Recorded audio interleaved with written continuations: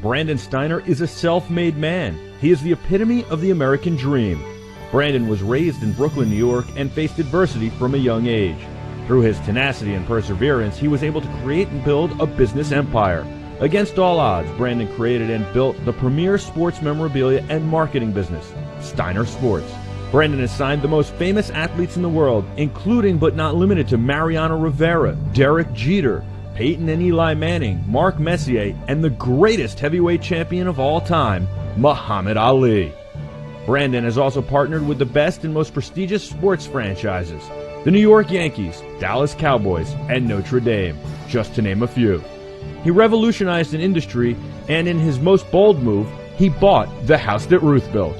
Brandon has been a guest on countless TV and radio networks, hosts his own television and internet shows, speaks publicly, and most importantly is a tremendous philanthropist, always believing in paying it forward.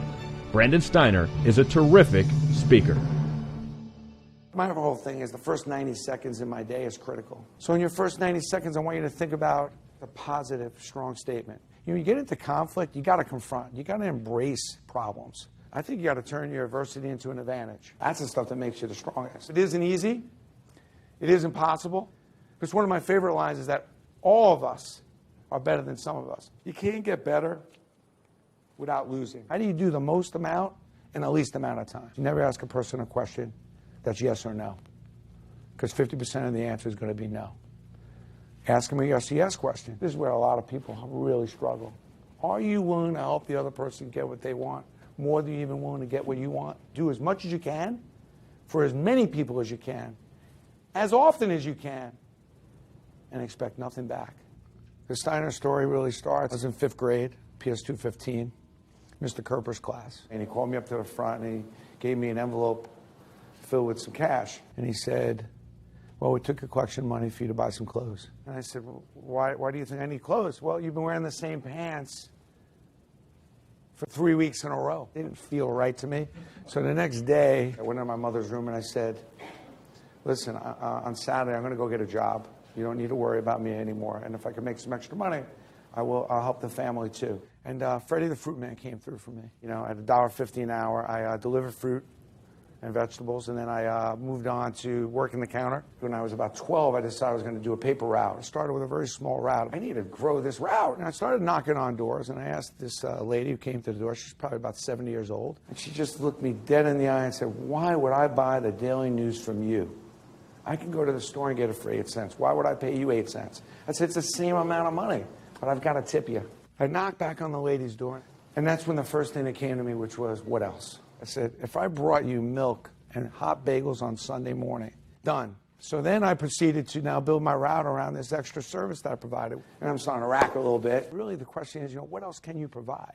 Are you really thinking about your customer and what else you can do for them? The bagel guy comes to me and says, hey, how would you like to come and bake bagels for me? I'll teach you how to make them. I'll teach you how to bake them.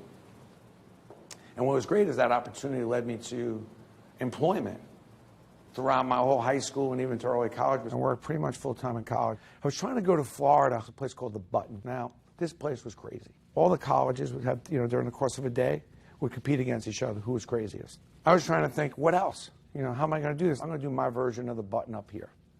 I'll go to all the schools in Syracuse, saying, what's missing? And sure enough, we had our pledges, giving out all these flyers, but with the message, and there's a value proposition. Aren't you bored meeting the same people every day, the same parties?